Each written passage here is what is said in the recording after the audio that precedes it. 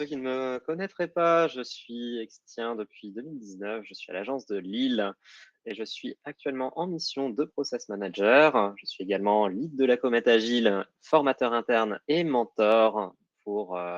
Merci Laurent. Pour des sujets autour de la gestion de projet, la gestion des émotions et tout ce qui tourne autour des soft skills. Je suis depuis peu coach professionnel certifié. Et je lance mon activité très prochainement.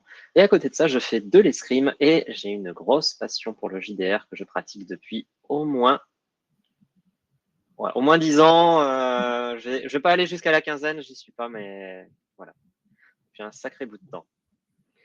Et du coup, comme l'a très bien dit Nathalie, je vais vous parler de vos petites voix intérieures et de surtout d'où elles viennent et ce qu'elles sont. Et on va lever un peu le suspense. Ces voix intérieures, ce sont les drivers. Alors, on va parler de plusieurs choses. On va parler de ce qu'est une injonction. Vous avez vu le mot apparaître au début de la présentation, mais on va dire c'est quoi une injonction et comment on en vient pour les drivers. Et on va parler de ces drivers sous plusieurs angles. On va parler des émotions, on va parler de nos comportements, on va parler du masque que l'on peut porter et à quoi ça sert aussi d'en avoir conscience de tout ça. Alors, petit disclaimer là-dessus, je ne vais pas vous faire un coaching en direct, je ne vais pas vous faire un test de personnalité en direct. Le but de ça, c'est vraiment de vous apprendre des choses, de vous faire réfléchir. Vous avez le droit de ne pas réfléchir à ce que je vais aborder pendant ces 20 minutes. Par contre, si vous avez des questions là-dessus, n'hésitez pas, surtout. Déjà, on va faire un petit saut dans le temps. On va revenir avant que vous ayez 5 ans. On va dire, avant que vous ayez 5 ans, on va vous dire des petites choses. Et ces petites choses, ce sont des injonctions. Alors, une injonction, qu'est-ce que c'est? Une injonction, c'est quelque chose qui va vous être répété régulièrement. Pas forcément de manière consciente. Enfin, vous n'allez pas forcément le conscientiser tout de suite. Et vous allez l'intégrer. Alors, qu'est-ce que ça peut être comme petite phrase? Ça peut être « Ouais, on va être en retard ». Ça peut être « Ah, j'en vois des belles. Ah, j'en vois des belles dans le chat. » Il n'y a rien de facile dans la vie, tu sais. Ça peut être « T'as eu que 19, t'aurais pu avoir 20. » Je suis certain qu'il y en a qui ont dû l'entendre, celle-là. Qu'est-ce que vous avez pu entendre? Alors, je vais me faire des ennemis. Tous les parents, vous allez me détester. Une cuillère pour papa, une cuillère pour maman. Les parents, je sais que vous allez m'adorer. Merci Vivien. Un homme, ça me pleure pas. Un garçon, ça me pleure pas. Vous l'avez déjà vu. Donc, ce sont plein de petites phrases qui... Ah, ça va être dur d'enchaîner en voyant tous les commentaires, c'est magnifique. C'est toutes ces petites phrases que vous avez pu entendre pendant votre enfance qui vont vous dire des choses. Et à partir de ça, vous allez avoir des drivers. Alors, vous allez avoir 5 drivers possibles, sachant qu'on les a tous un petit peu en nous, on les a un petit peu tous, à des proportions différentes, qui vont avoir des impacts différents, qui vont être plus ou moins prononcés, et qui vont nous faire réagir d'une manière ou d'une autre. Alors déjà, avant de rentrer dans le vif du sujet, quels sont les drivers? On a le premier qui est le driver fait vite. On a le deuxième qui est le driver sois fort. Le troisième qui est le driver fait plaisir. Puis le sois parfait. Et enfin, le fais des efforts. Alors, déjà, vous devez faire un petit lien avec les phrases que j'ai pu dire précédemment. Ça doit un petit peu vous parler. Il y a peut-être des noms qui vous parlent. Il y a peut-être des choses qui vous parlent déjà, rien que dans le nom des drivers. On va commencer avec le driver fait vite. Le driver fait vite. Si on devait déjà l'imager par une citation de quelqu'un de très célèbre, on pourrait reprendre Benjamin Franklin qui a dit que le temps, c'est de l'argent. Et donc, je vais vous inviter, je vais vous poser une première question. Je vais faire ça pendant tout le meet-up. Et je vous invite à répondre dans le chat. D'après vous, ce serait quoi une des qualités principales de quelqu'un qui aurait ce driver en tête de file de ses autres drivers?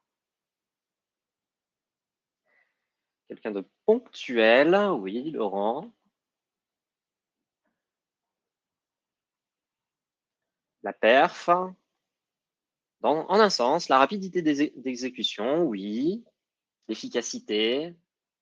Ah, on a des belles réponses. Alors, le fait vite, c'est un petit peu comme un TGV. C'est la joie de la page blanche, c'est quelqu'un qui va être très content d'atteindre un résultat, c'est quelqu'un qui va être très qui va avoir déjà ce côté trop bien, un nouveau truc à commencer, c'est parti, je fonce. Et en même temps, c'est quelqu'un qui est assez triste parce que il est tout seul dans ce train.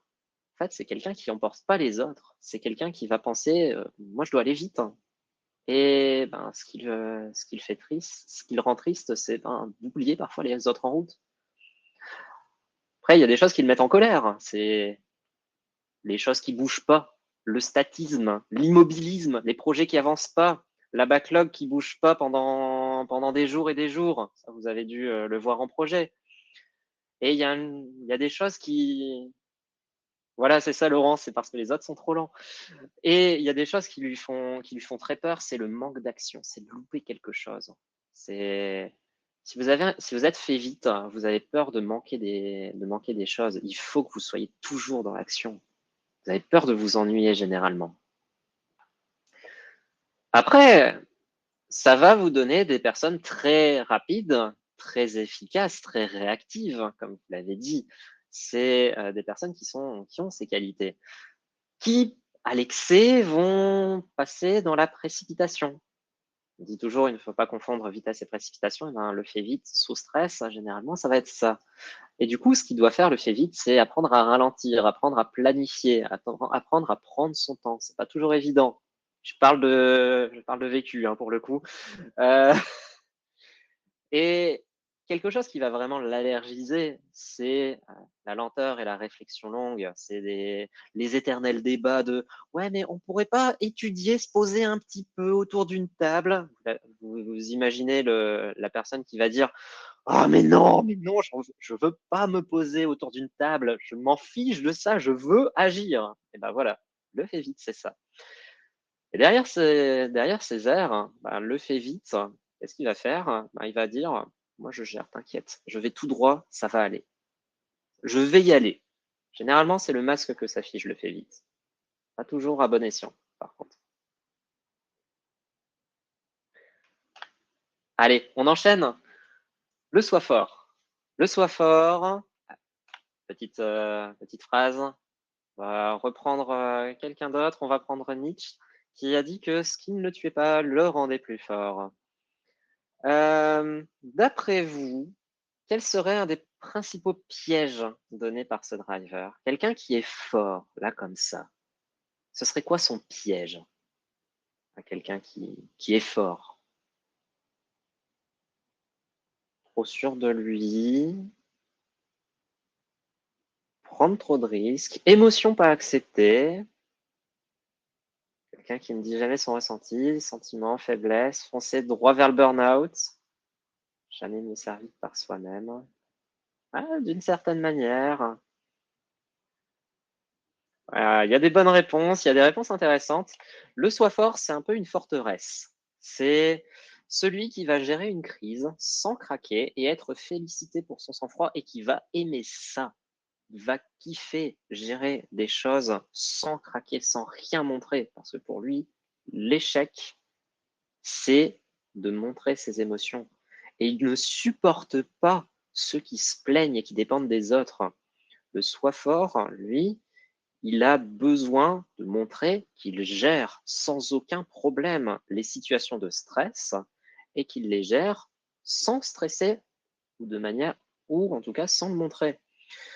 Par contre, ce qui le rend triste, c'est d'être impuissant en fait, de rien pouvoir faire, d'être face à quelque chose qu'il ne peut pas maîtriser, voire même d'être dépendant. Parce que Sois fort, c'est quelqu'un qui a besoin de montrer justement qu'il est tout seul qu'il est tout seul à mener la barque à la seule force de ses bras. Et lui, ce qui lui ferait le plus peur, c'est d'être vulnérable, de montrer qu'il ressent des choses, même en situation de stress. C'est difficile à accepter pour lui. Imaginez quelqu'un à qui on a toujours dit un garçon, ça ne pleure pas, devoir pleurer. Imagine un peu l'horreur. Ah, c'est pas évident, hein. Et du coup, ça donne des personnes qui sont résilientes, qui sont solides, sur qui on peut compter. C'est des personnes qui vont gérer les crises, mais sans aucun problème.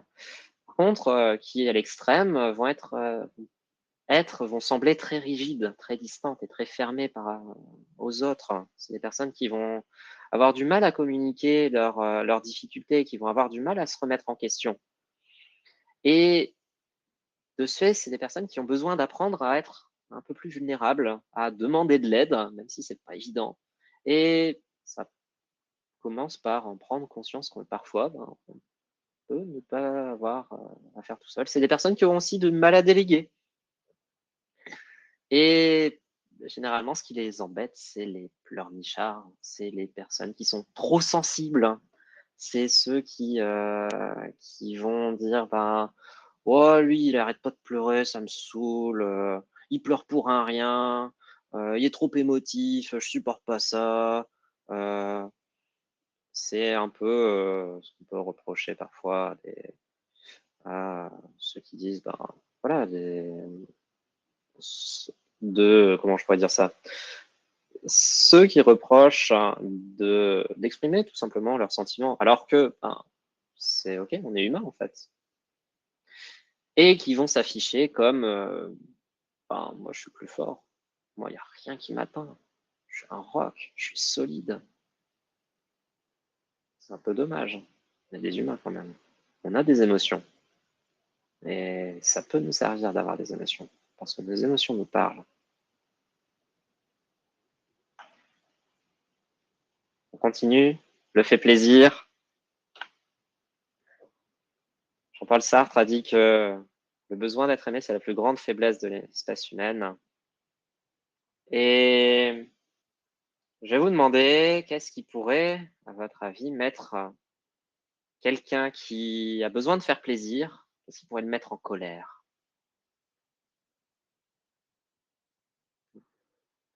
Est-ce que le chat a des réponses à m'apporter là-dessus? À votre avis, un fait plaisir pour le mettre en colère, comment on ferait? Privation. Ne pas pouvoir dire oui quand on demande un truc. Ah, choisir quelqu'un d'autre, le manque de reconnaissance. Alors, je vais me demander si vous n'avez pas bossé le sujet en avance, hein, franchement. Ne pas le remercier. Alors, le fait plaisir. Lui, il aime se sentir utile, il aime rendre service, il aime voir les sourires qu'il provoque.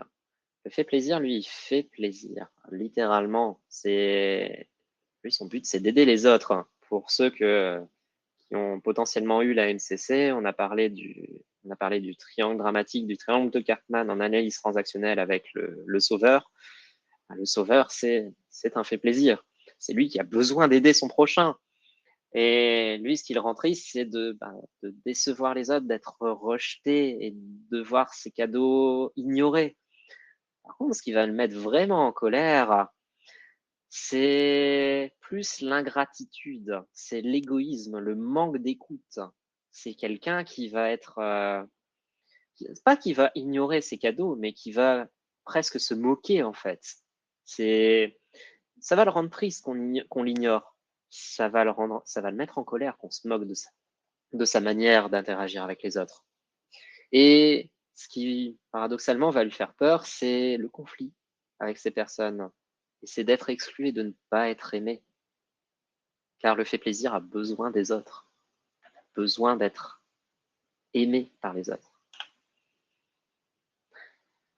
Alors, ça donne des personnes qui sont extrêmement attentionnées, extrêmement à l'écoute, bienveillantes, au sens littéral du terme, qui veulent vraiment le bien des personnes. Voilà, Bmax pour la petite référence. Merci Loïc. Et à l'extrême, ce sont des personnes qui vont s'oublier, qui vont se suradapter aux autres parce qu'elles veulent faire plaisir, elles veulent pas se faire plaisir, elles veulent faire plaisir aux autres. Et donc, elles vont littéralement se dévouer corps et âme aux autres. Elles vont dire oui à tout. Et le plus gros défi pour ces personnes, ça va être d'apprendre à dire non. Ah, c'est difficile. Généralement, quelqu'un qui vient vous dire ouais, j'ai besoin d'apprendre à dire non, il y a des chances que ce soit qu'il y ait un petit driver fait plaisir. Il y a des chances. C'est pas absolu, mais ça peut arriver. Et donc, quelqu'un qui a besoin de poser ses limites et de s'affirmer pour justement dire bah, stop, en fait, j'ai mes propres besoins moi aussi et j'ai pas que les tiens à gérer. Et forcément, vous vous en doutez, ce que le fait plaisir ne supporte pas, ce sont les égoïstes, l'assertivité frontale. C'est quelqu'un qui va dire ouais, moi j'ai besoin de ça et je m'en fous de toi, typiquement. On enchaîne avec le soi parfait. Alors d'après vous, qu'est-ce qui fait plaisir justement à quelqu'un qui est parfait? Parce que les détails font la perfection et la perfection n'est pas un détail. Qu'est-ce qui donne de la joie à un soi parfait? La reconnaissance, les félicitations, les compliments. Ah, vous pouvez peut-être aller plus loin. Vous pouvez peut-être aller un tout petit peu plus loin dans les compliments. Parce qu'on va voir juste après les médailles. J'aime bien les médailles et le piédestal. Ça me parle bien comme réponse. Car en effet, ce qui donne de la joie au soi parfait, c'est d'atteindre ses standards et d'être reconnu pour le résultat. Et ce qui l'attriste, c'est justement de faire des erreurs et de ne pas être compétent d'après ses standards. C'est quelqu'un qui va vouloir atteindre le sommet, mais son sommet, pas celui que les autres vont attendre de lui. Ce sont ses propres ambitions qui l'intéressent. Et, spoiler alert, elles sont toujours plus hautes. Et ce qui va le mettre en sky is the limit, à peu près, à peu près. Et ce qui va le mettre un peu en colère, le soi parfait, c'est ceux qui se laissent aller, c'est l'imprécision, l'amateurisme, c'est alors échouer en un sens, ça va être plus l'attristé, ça va plus être de la tristesse, c'est pas de la colère à ce point-là parce que, échouer, on dit toujours la colère, c'est un peu une émotion raquette, hein. C'est, voilà, l'intolérance à la faute, hein. C'est exactement ça, ça va être c'est plus ça. Sa faute va le rendre triste, la faute des autres va le mettre en colère. C'est comme ça qu'il faut plutôt le voir.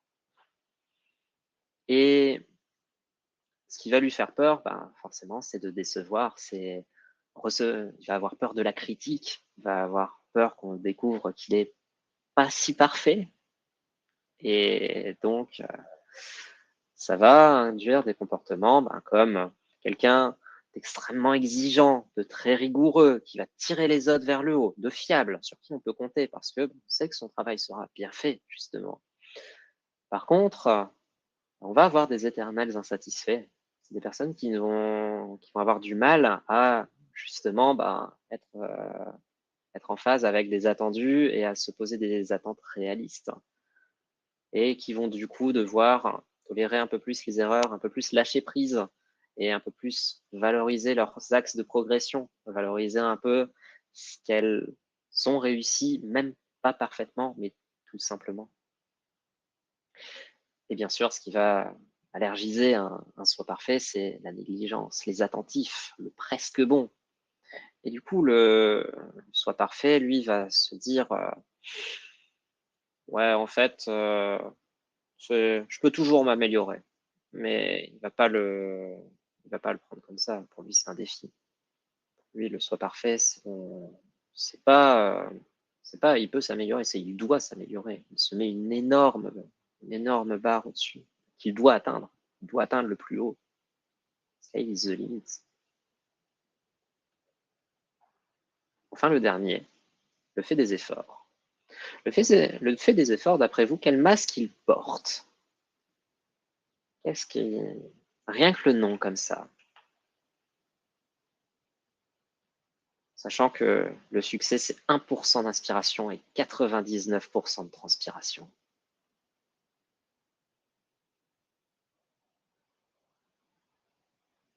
Je n'ai pas assez bien. Ouais. Rien n'est assez bien. Ouais. Ah, on a quelque chose, hein.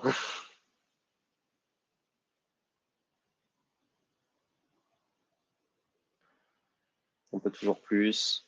C'est quelqu'un qui va chercher l'amélioration, hein. On est d'accord. On continue un peu les références. On part sur le mythe de Sisyphe.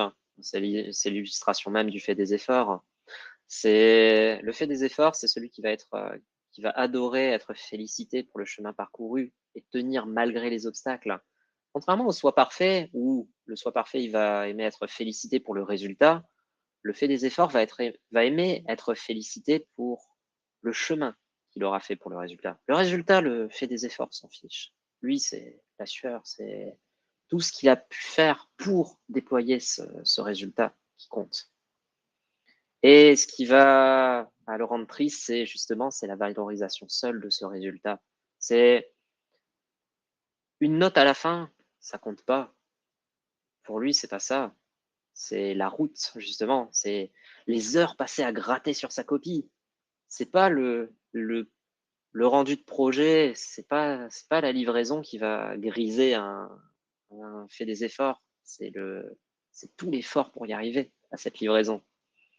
Ce qui va le mettre en colère, c'est la paresse, c'est des personnes qui ne bossent pas autant que lui. C'est les raccourcis, c'est ceux qui ont des facilités pour atteindre les mêmes résultats que lui, alors que lui fait des efforts justement pour atteindre ces résultats. Et ce dont il a peur, c'est de devenir passif et d'être perçu comme un feignant. Un fait des efforts, il a besoin d'être occupé. Et en termes de comportement, ça donne des personnes extrêmement persévérantes, qui sont engagées, qui ont le goût du travail. C'est des bosseurs, hein, c'est ceux qui vont vous enchaîner les 3-8 sans aucun problème, qui vont pas broncher, qui vont en redemander. C'est ceux qui ne rechignent pas à faire des astreintes, non pas parce qu'ils ont forcément envie d'être payés, mais parce que eux, c'est du boulot, et eux, ils aiment ça. Après, attention, parce que c'est des personnes qui vont avoir vite tendance à rendre tout compliqué. Il faut les occuper, il faut qu'ils s'occupent. Plus c'est compliqué, plus il y a de choses à faire, plus il y a de choses à faire, plus ils peuvent faire, et plus ils peuvent faire, plus ils peuvent faire. Et ce qui leur faudrait, c'est d'accepter cette simplicité, cette fluidité que peuvent avoir certaines personnes, typiquement un fait vite, à dire moi je vais vite, c'est tout. C'est aussi, on a le droit de se reposer, tout à fait, Loïc. On a le droit de faire une pause de temps en temps. Et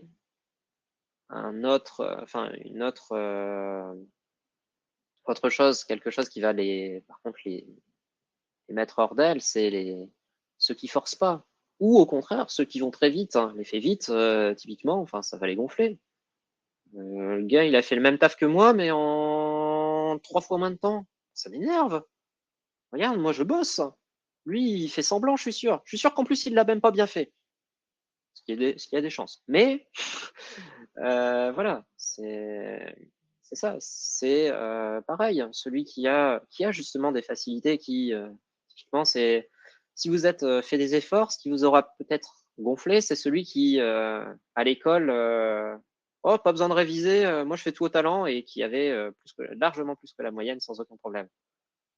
C'est ce genre de personne un peu relou que vous deviez détester, si jamais.